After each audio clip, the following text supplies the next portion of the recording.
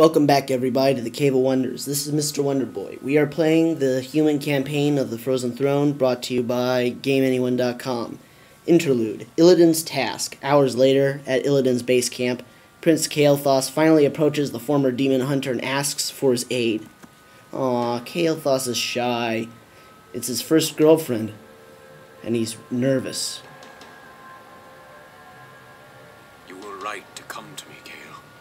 I share the pain of your addiction, your hunger for magic. Can you help us, Lord Illidan? Can you cure us? Sure, just turn to a giant half-demon. Young one, but there are ways to feed the hunger. Follow me, and I will grant your people more magic than they can imagine. So be it. Lord Illidan, my fellow Blood Elves and I humbly pledge ourselves to your service. Then arise, young Kael. You shall be my right hand, and the harbinger of my wrath. Nobody says harbinger enough. Master. Many months after the Legion's defeat at the Battle of Mount Hyjal, I was visited by one of the last great demon lords, Kil'Jaedan.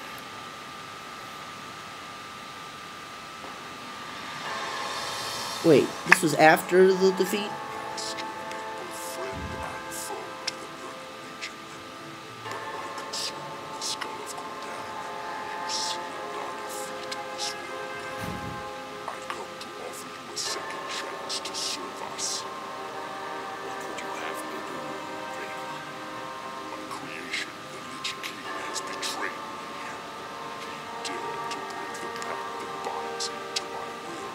How can he do that?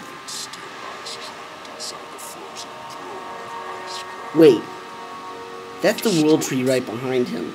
How the hell would Furion allow for Kil'Jaedan, the greatest demon lord after Arkham, to be right next to the world tree?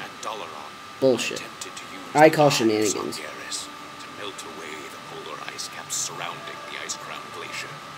Ironically, I could have just waited until carbon dioxide deposits did the job for me.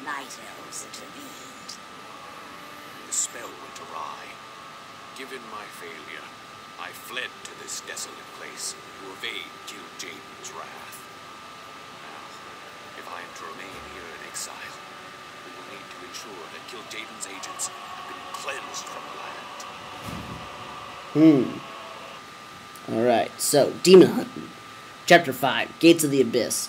2 days later, upon the desolate plains of Outland, Illidan and Prince Kael'thas prepare to assault Magtheridon's dimensional gateways. Long ago, after Draenor's explosion, a brutal pit lord named Magtheridon rallied the surviving orcs and took control of Outland. Since then, his forces have grown strong.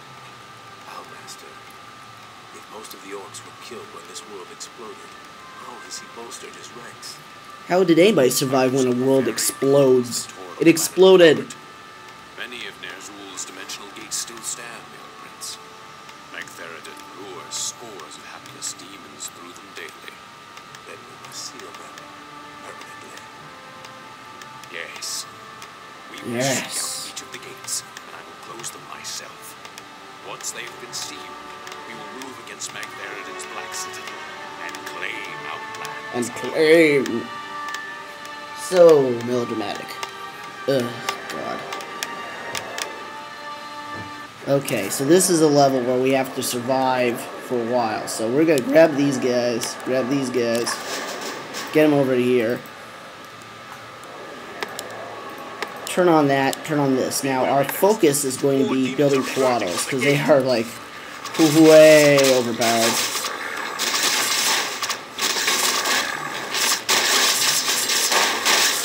Like, not even funny. Just move them back a bit. Want them to stay near forces.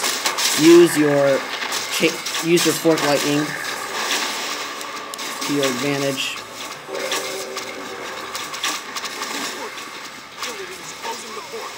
We've got to buy him more time. more and more guys will keep coming out against you. You can use the Phoenix to attack. If you're having trouble, you can use this combination to do a lot of damage. The Phoenix does magic damage, which does a huge amount of extra damage to those guys. So if you banish and then have the Phoenix attack, it'll do a lot of damage.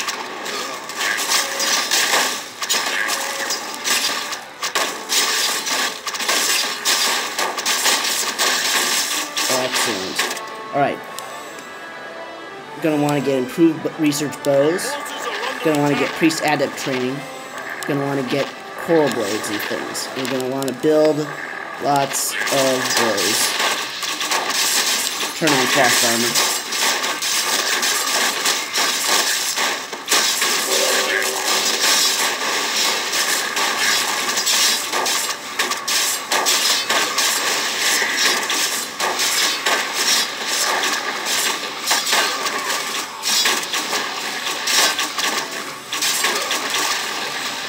Excellent.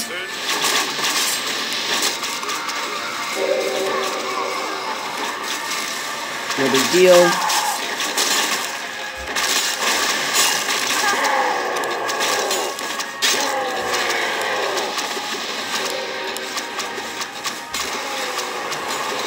Good.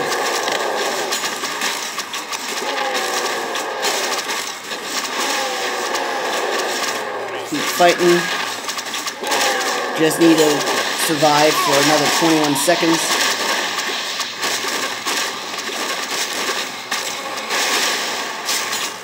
$13. Revive the tail.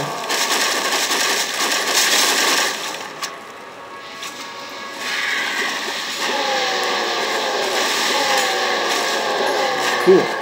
So, yes, that is correct. Every time you go and close a portal, all the demons summoned by it will immediately die. So that is really, really...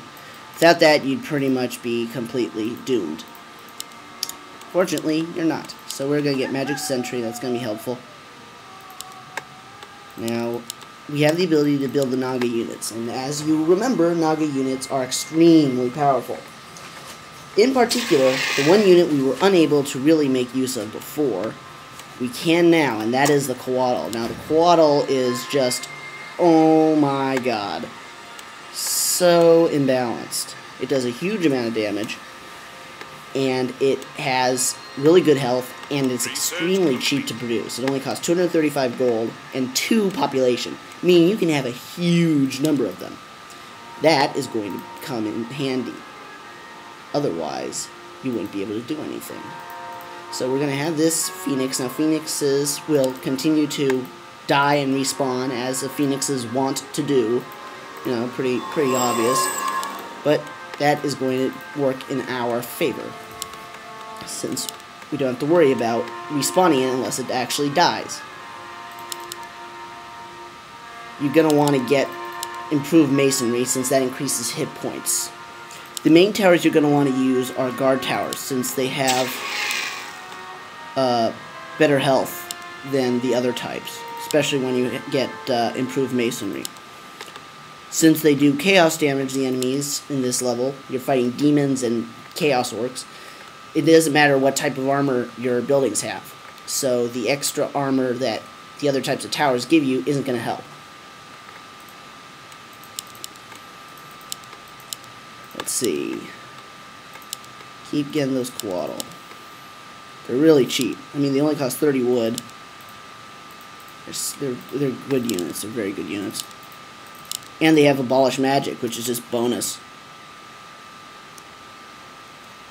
It's just crazy good. Alright. If you can... Now, right now, we are having these guys gather wood. There's another gold mine up here we should want to take over right now.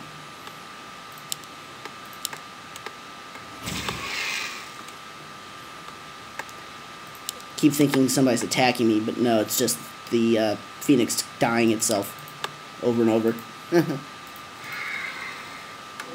Alright, we have this guy. He's going to go over here. There it is.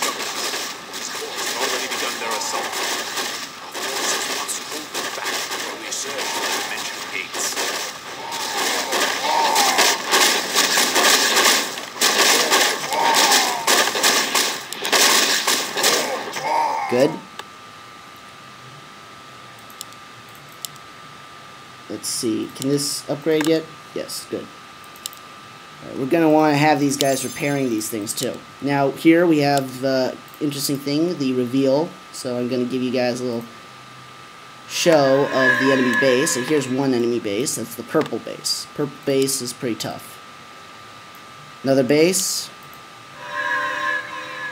which is not quite here. It's right below here, but it's the green base. Also pretty tough, but not as bad.